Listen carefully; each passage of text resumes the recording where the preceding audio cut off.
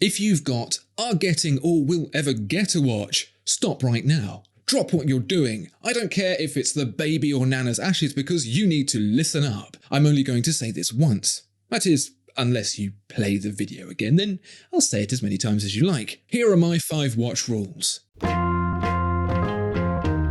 Let me make this perfectly clear. These are my watch rules. I can enforce them upon myself, but not on you. However, if I do find out you've been breaking them, I will call the police, and you will have to spend a minimum of 6 months wearing an Invicta around your ankle, unless you like and subscribe.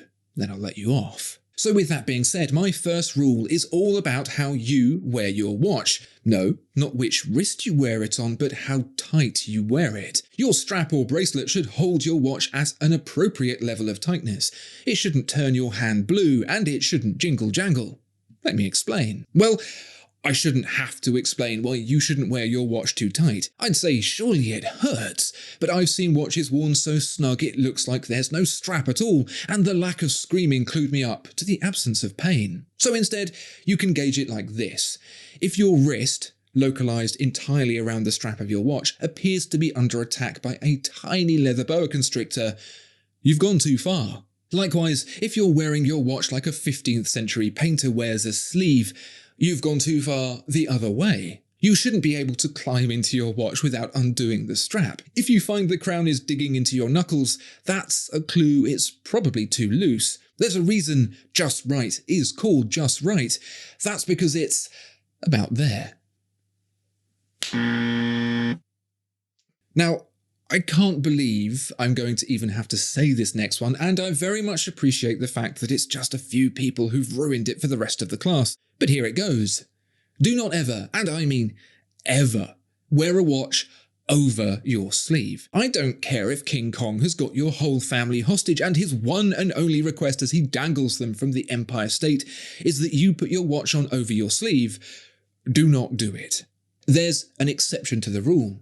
If your name is prefaced with Commander and your company car is a Saturn V rocket, you may wear your watch over your sleeve. Everyone else, that's a hard no. If you think I'm being harsh, let me tell you a story. When I was younger, so much younger than today, I used to hang out at the skate park. We were, I don't know, late teens or so. But there was this one guy who used to show up. He had his own car.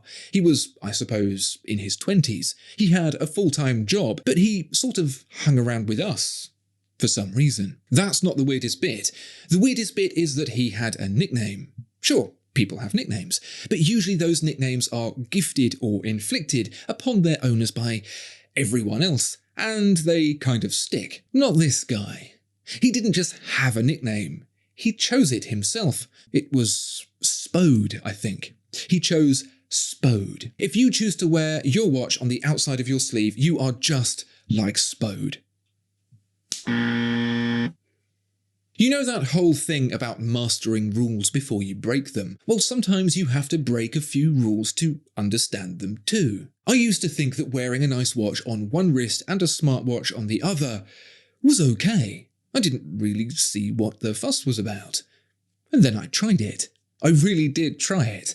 At first it was okay, maybe even slightly more convenient. Now my pocket and my wrist buzzed every single time I received a message. But then the problem started. I found myself not only reading messages on my smartwatch, but the time as well. And once that starts, the other watch becomes nothing but a piece of jewellery. I tried to force myself to read one from one and the other from the other, but the whole thing felt like a farce. As if it isn't tenuous enough pretending mechanical watches are a necessity as it is, using one to tell the time when you've literally got the time on the other wrist as well felt kind of ridiculous. Plus, I look like a complete idiot wearing both, so there is that too.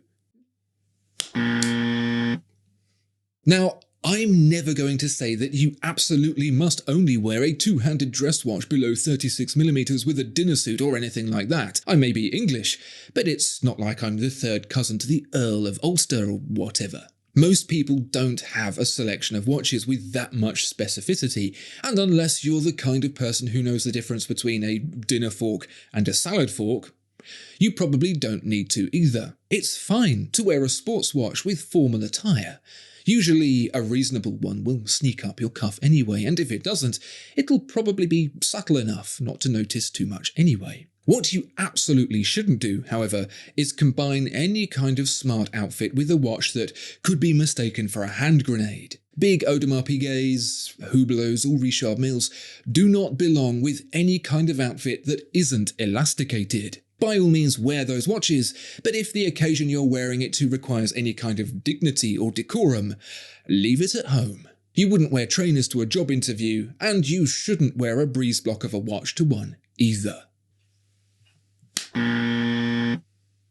Have you ever had it when you're talking to someone and they get their phone out?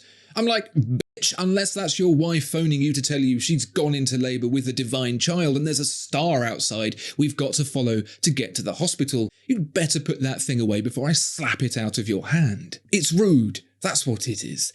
Like they're saying you're less interesting than a picture of a stupid hat or whatever it is they're looking at. I don't care if they've just discovered the meaning of life, buried in the middle of their Instagram feed. If it comes out mid-conversation, it's the last conversation we're going to have for a while. Same thing goes with a watch. Smartwatches are the biggest culprit, but not the only one. If you're conversing with someone and it's their turn to bore you with the news about their job or their kid or their neighbours or whatever, even if what they're saying is more mind-numbing than a quantum physics class with the Kardashians, even if they are literally standing there, mouth open, hissing, static, you do not check your watch.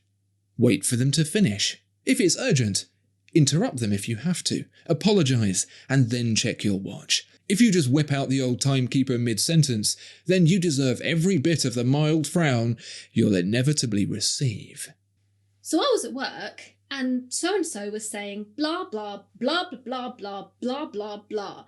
And then they said more blah, blah, blah, blah, blah, blah, blah. Those are my watch rules. What about yours? Jot them down in the comments below. Unless you've broken some of mine, that is. Then it's straight to watch jail with you. Take them away!